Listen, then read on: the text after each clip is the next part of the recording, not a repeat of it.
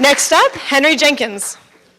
So, so when I arrived at MIT some 25 years ago, I was part of a remarkable learning culture called the Narrative Intelligence Group.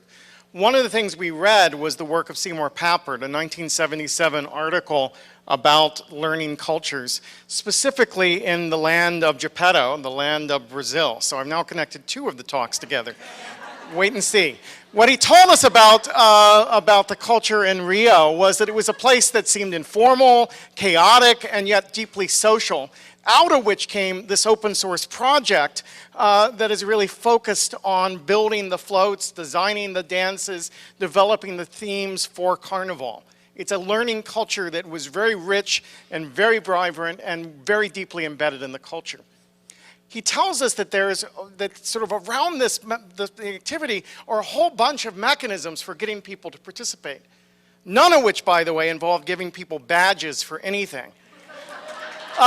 These people on the stage are developing, and it's a place where adults and youth learn side by side, where noobs and experienced players are involved in joint activities.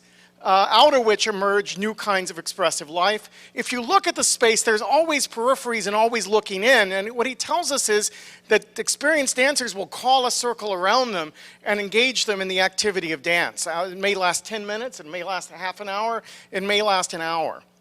What he challenges at the end of this 1977 article is that we take this work and begin to read it as a model for what education might look like. And it might very well look like something like the U Media Centers, which are conducted through libraries. Got all of them. Now, when I went to Rio last summer, I visited the favelas and was taken to see a samba school. This is sort of the neighborhood you see the samba schools in.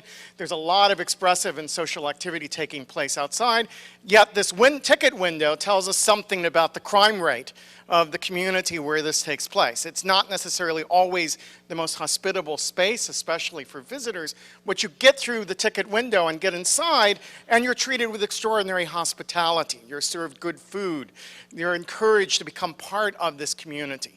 All kinds of activities are going on around you, and what you see from all corners are people beginning to participate, learning and leaning in to see what's taking place. This one really interests me because this balcony is maybe the outer periphery of the hall, and they're further stretching out with their cell phones, texting their friends, maybe inviting them in, but it's part of the larger mechanism or apparatus around which participation is encouraged. The day that I was there was a kind of romance festival.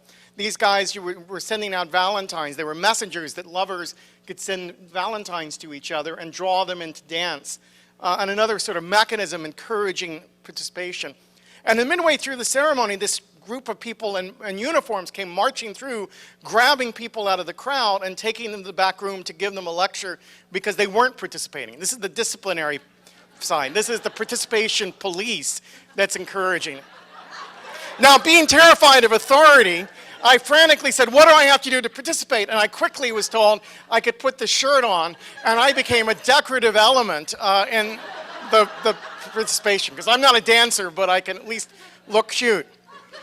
Now, I think that we should use this to challenge this kind of frequent pyramids of participation, which assume certain activities are uniquely valuable, that activity is hierarchical, that those people who are not participating in the most active way are simply lurkers, and instead I'm finding myself drawn more and more back to the notion of legitimate peripheral participation, of fluidity and flow across spaces, build mechanisms in that encourage participation, but don't necessarily assume that everyone who's watching is not participating.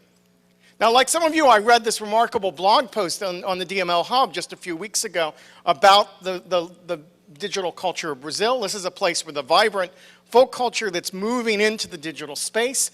And what we saw in this piece by Raquel Riqueiro was the ways that YouTube may now function as the modern samba school, a place that people are exchanging moves, learning from each other, communicating across divisions in that society. This is a deeply porous space. Someone sent me last week this article about New Orleans, where there's an unaffiliated crew, the crew of Chewbacca's, that combines Star Wars and Bacchus together, that's created a new space of participation in an otherwise traditional culture. So again, I recommend to you Pappert's 1977 essay, and I hope that we can begin to incorporate it into our own discussions of what constitutes a participatory culture and a learning culture today. Thank you.